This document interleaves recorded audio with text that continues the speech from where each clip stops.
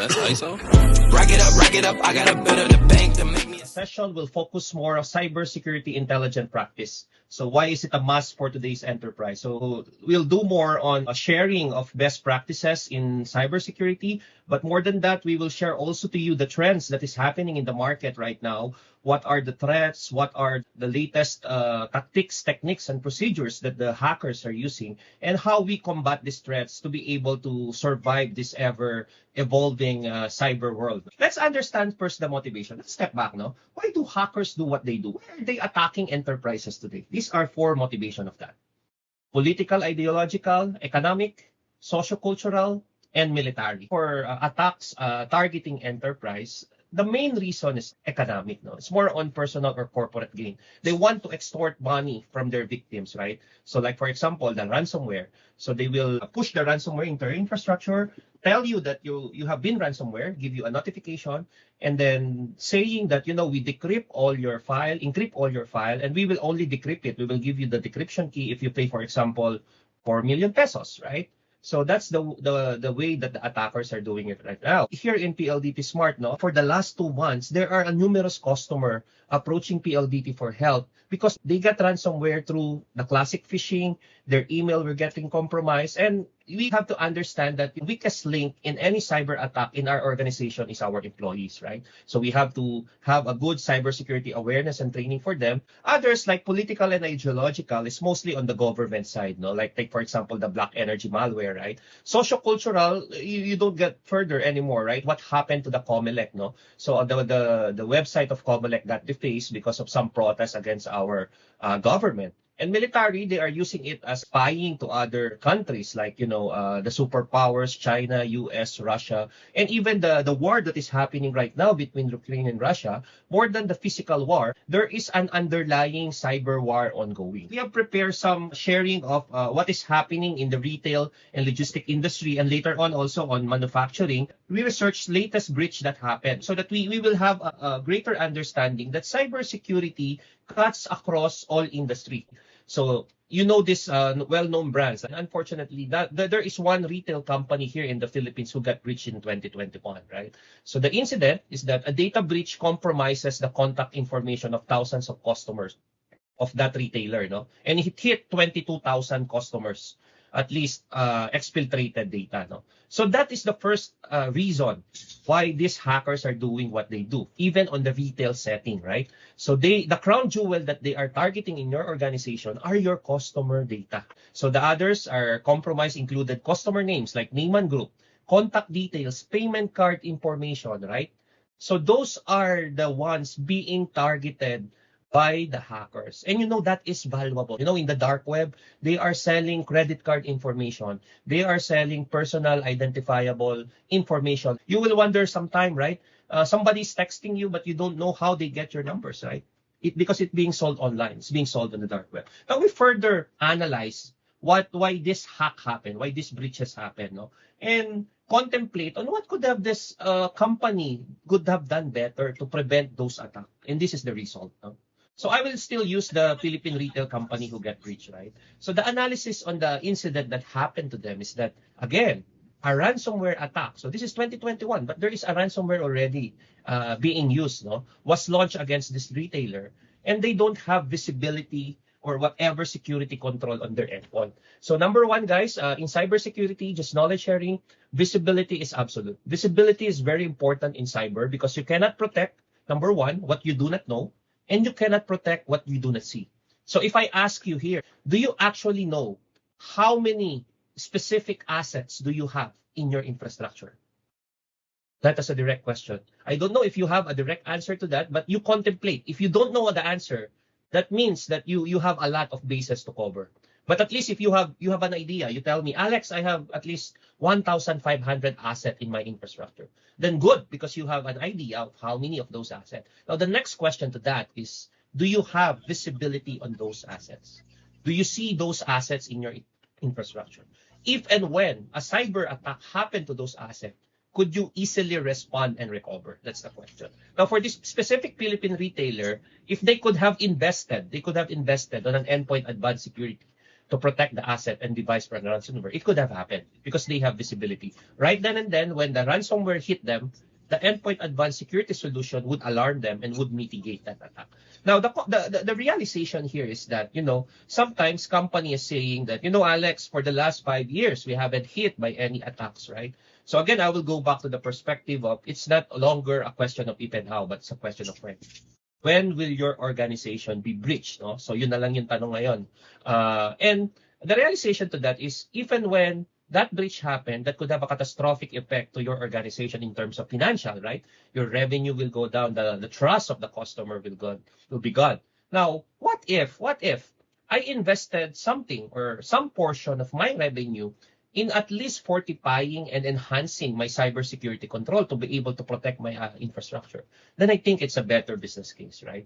Again, in cybersecurity, we're not saying that, this is a CapEx center, no? But more on cybersecurity controls protect your revenue. That's the realization. It's not actually a cost, but it is a protection to your revenue if and when a successful cyber breach happens. Now, how does the framework goes in the retail or logistic industry? No? How do they do cybersecurity? So this is on a global setting. No? So first, they establish IT governance. Again, they invest in training. The weakest link in any cyber kill chain is your employee. No? So the latest breach that I attended in one of the manufacturing customer of PLDT Enterprise, the problem is the employee downloaded and clicked a link sent through a phishing email. So that's how the malware got into their system. So again, because of lack of cybersecurity awareness and technical savviness, so the whole organization was affected, right? So you have to you have to inculcate in the cybersecurity awareness training to your organization. Leverage on different frameworks like NIST. NIST is the most popular one in the industry for cybersecurity. Neutralize third-party risk and benefit through industry partnership. No? So cybersecurity, that's why we are doing this in PLDT Enterprise, the evangelization like this, because we believe that, cybersecurity should be an ecosystem. No? So you need the expertise of the vendor that is in there. You need the third party, the customers like you to join in.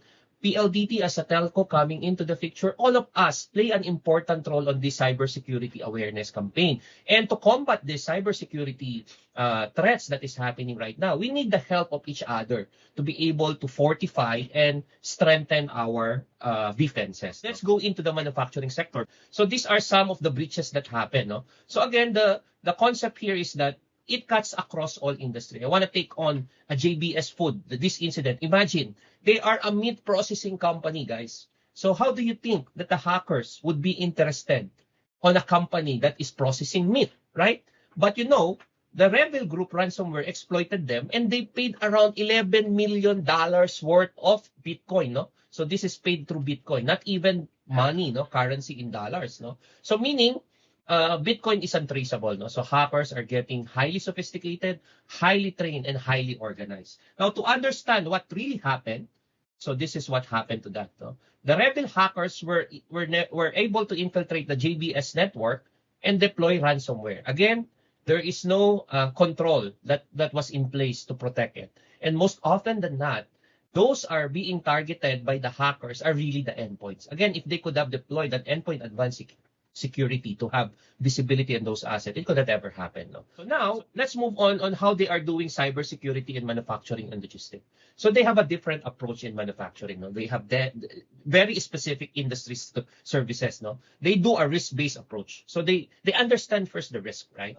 These are the things that they are doing, at least in the manufacturing and logistics. No? Identifying the vulnerabilities, segmentation is really important. Later on, I will share to you as well how we do it in PLDT as a telecommunication provider. Multi-layered IT security. So they are doing a layered approach in terms of security, multi-layered approach in terms of security. What are the types of cyber attacks affecting enterprise? Number one is data theft. Number two is hacking. Number three, very, very old technique and procedure, phishing, very classic, but still very successful today. Ransomware is the latest one. And finally, social engineering. Now, let's dig into some of the common, like data theft. Imagine data theft is stealing personal information, PII, no? So that's the one they are targeting in data theft, right? So imagine this statistic, 662 million in 2010 to more than a billion in 2020. So that's how the numbers skyrocketed in data breach. This is in United States setting. So this is 39 seconds per year. So that's the estimated statistics that business will fall victim to cyber attack. Okay? And the average cost of a data breach is a whopping 3.86 million US dollar. So that's how data breach is being, or data theft is being populated right now in the industry. Now, phishing. So phishing is like, they are embedding a link or a malicious link to your emails, and then when your employee or someone in the organization click it or open an attachment, that's how the malware came into their organization. No? So in PLDT Smart, we actually do a phishing simulation. So we are testing our employees, if they get baited. That's an important cybersecurity awareness campaign to your employee. If they get baited to a phishing email, they will ask to attend a training regarding to how to spot phishing email, how to prevent phishing email, etc. So because this is very important in terms of your cybersecurity journey, even you have the greatest controls in your organization, the greatest security equipment installed in your organization. But if your employees are the weakest point and they are being targeted, still, all of those controls will fall into vain, right? And we don't want to send a false sense of security to you guys that if you have maybe a firewall in place in your organization, maybe an IPS and IDS, you are 100% secure. Again, that's false sense of security. You have to look at cybersecurity on an end-to-end perspective, okay? So the reason how people are duped using this phishing email, these are the stats. Because of curiosity, because I want to know this, right? Because of urgency, because of fear, because of job application received and order confirmation, especially right now that online shopping is on the verge, right? All of us are doing online shopping. So those are the targeted, tactics of the hackers, no? Now, let's go to the stats. So this is the stats I get from a month ago when I attended the CISO conference, CXO summit. And I want to share this with you guys. That number one, ransomware is still the number one unsolved problem worldwide. Imagine, according to FBI, so 62% year-on-year increase in ransomware. Okay, there is an attack happening every 11 seconds. Imagine that. Every 11 seconds, there is a cyber attack. Fortunately, it's not in your organization, but definitely somewhere, sometime, that attack will be targeted to yours. And you have to work hand in hand to be able to prepare for that attack. And the cost of cybersecurity in 2021 is a whopping $20 billion business. So this is becoming a business right now, a very lucrative business. Hacking is being exploited by this hacker because they get or they extort a lot of money because of this. Now let's go on some stats specific to APAC. So APAC, of all the region, is the top region for ransomware attack. So I was trying to contemplate this data when I saw it.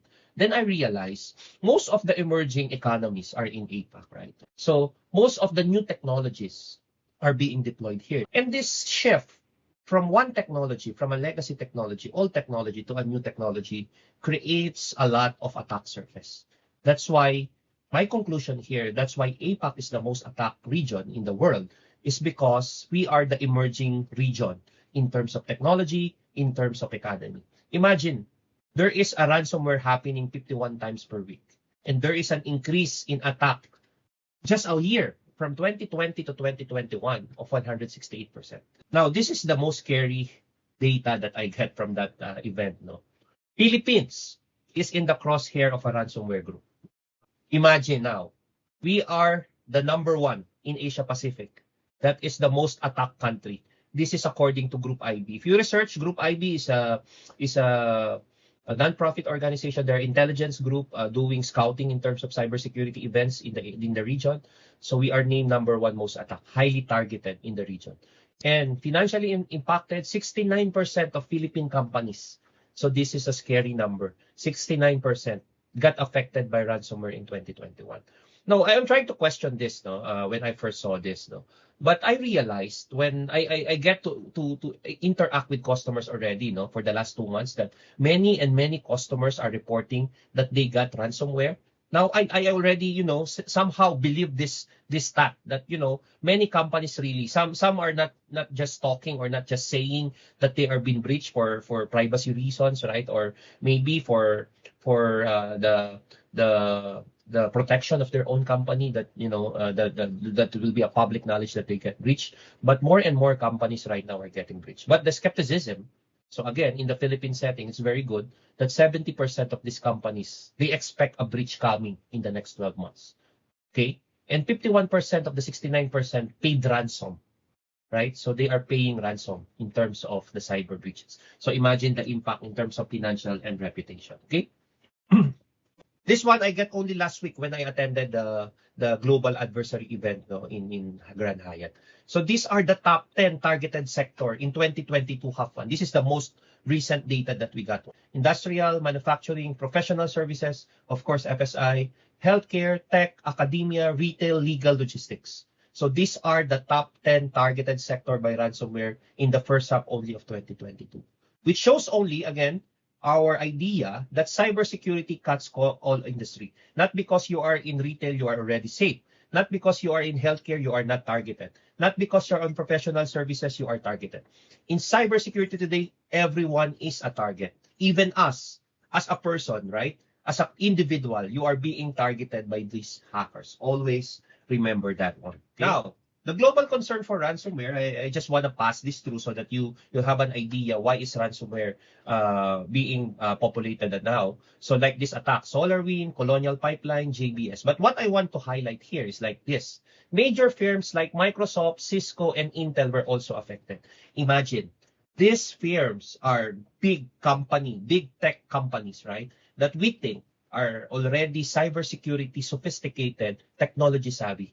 But still, their technologies are getting evaded. That's how smarter and how sophisticated the hackers are being developed right now, right? So other attacks that happen, the biggest in history right now, Acer, 50 million US dollar they pay ransom, no? So that's the biggest in recent history. You know what happened to this?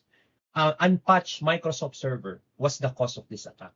The hacker was able to infiltrate through that unpatched server and encrypt all those laptops. And Acer has their proprietary intelligent property, right? So they have no choice. They are pushed on the wall to pay $50 million of ransom.